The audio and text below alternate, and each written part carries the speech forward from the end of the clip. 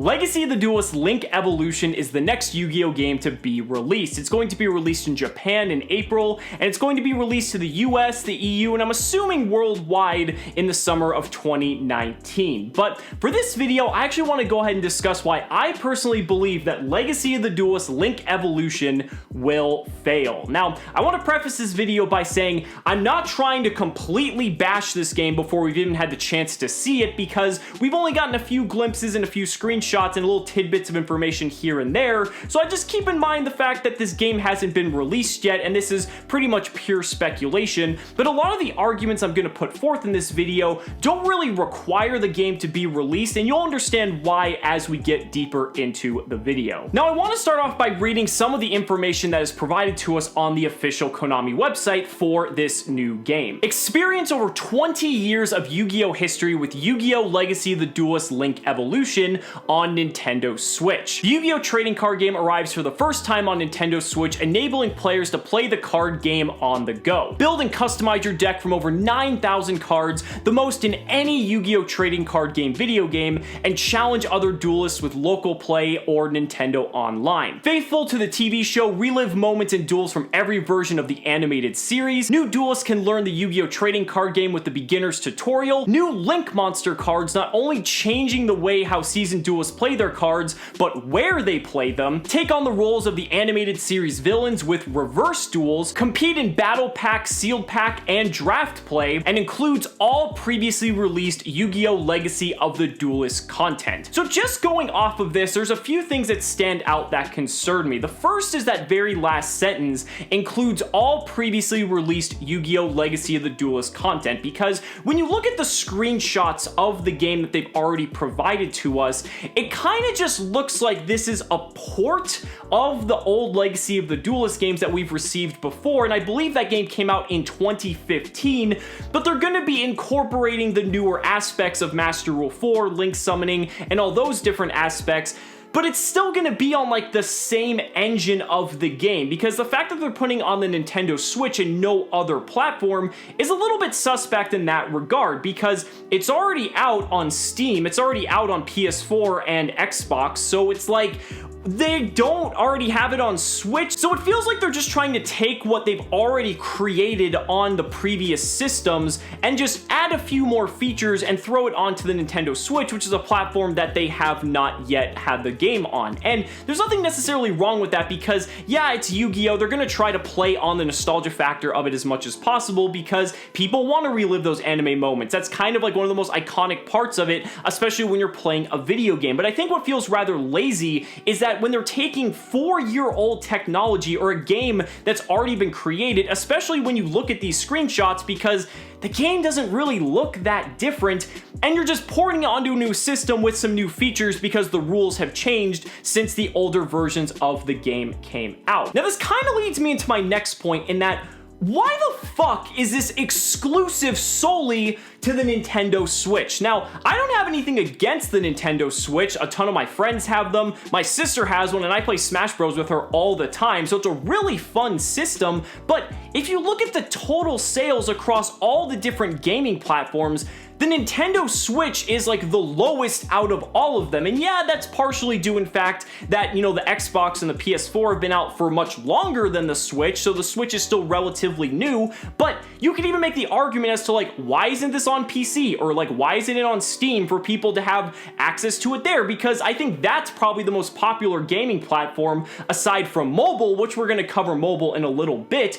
It just seems perplexing to me that they would make it exclusive solely to the Nintendo Switch, because why wouldn't you want to make this game accessible to as many people as possible? I think it would be incredible that not only if they had it on Nintendo Switch, but put it on the Xbox One, put it on the PS4, put it on Steam, put it on PC, and then what you do is you give it cross-platform play, so it doesn't matter which system you have the game for, you can play with anyone on any other platform, and you can enjoy the full Yu-Gi-Oh! Experience. I think that would be fucking incredible if they actually had the capacity to do that.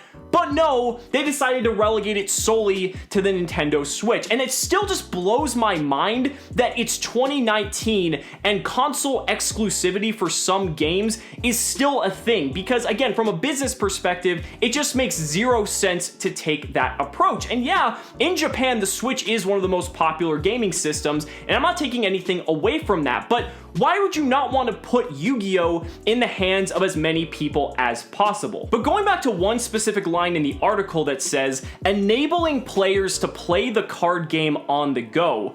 If playing the card game on the go is the ultimate objective here, because it's the very first thing they mention, why wouldn't you put it on this?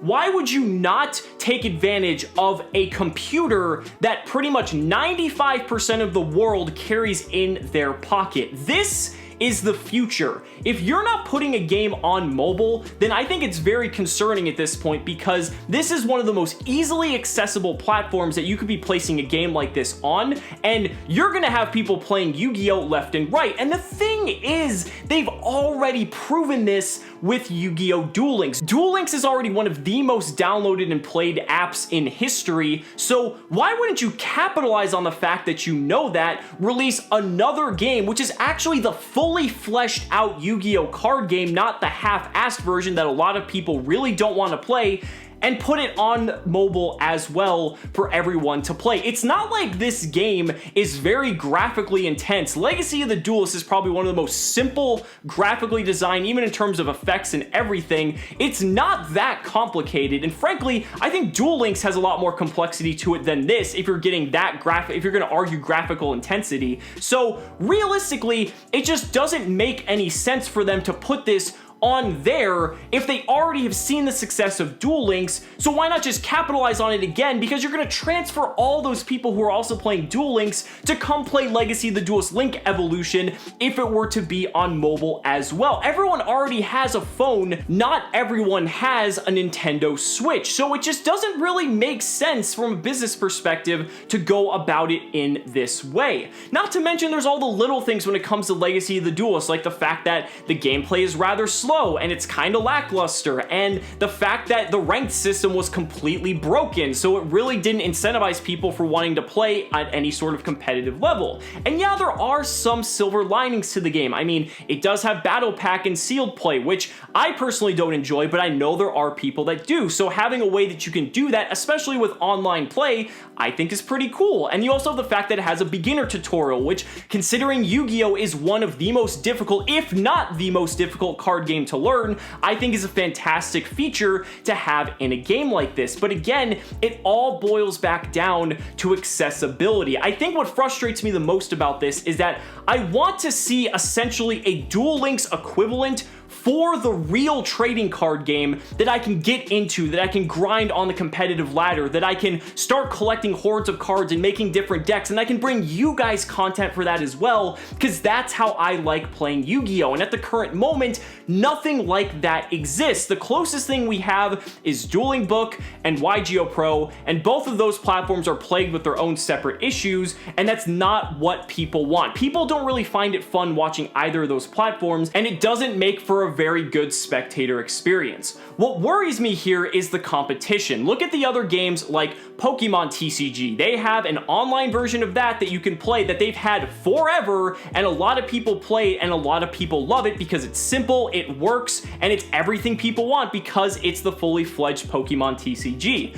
There's also Magic Arena, which is just killing it right now on Twitch. People are loving Magic Arena, and that's something that they're planning on expanding into other platforms as well, and that's just going to completely overtake the market because they're putting that game in the hands of the players and making it as accessible as possible. Even look at Hearthstone. Hearthstone is a digital-only card game, but because of the fact that they've done things so well, because of the ease of access and the ability to just play it on the go wherever you want, it's able to just dominate the market. People love it on Twitch, people want to watch it, and it gets people excited. It just worries me because I feel that Yu-Gi-Oh! Is falling falling behind in this respect, and I'm not wanting to make this video bashing Legacy of the Duelist Link Evolution for that purpose. I want to use it as a critique for where they should be going. I feel like they shouldn't be a step behind only releasing a reported version that has Link monsters onto a platform that not a lot of people own, to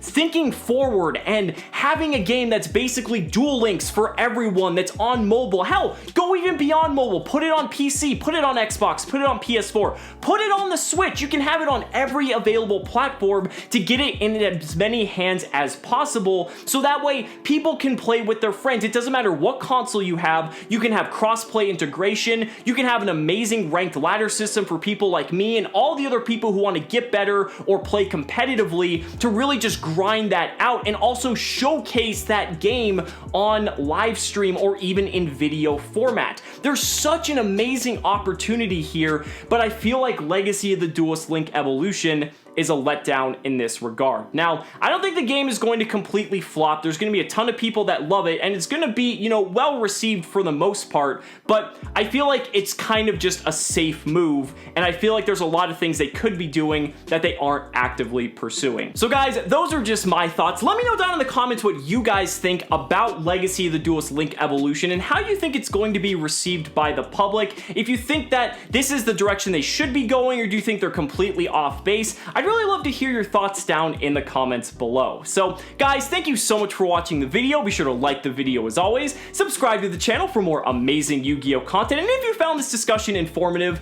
consider supporting me on Patreon or becoming a YouTube channel member, because just by showing your support in any way that you can, you're investing in my ability to continue bringing you amazing Yu-Gi-Oh content. So thanks so much again, and we'll see you next time.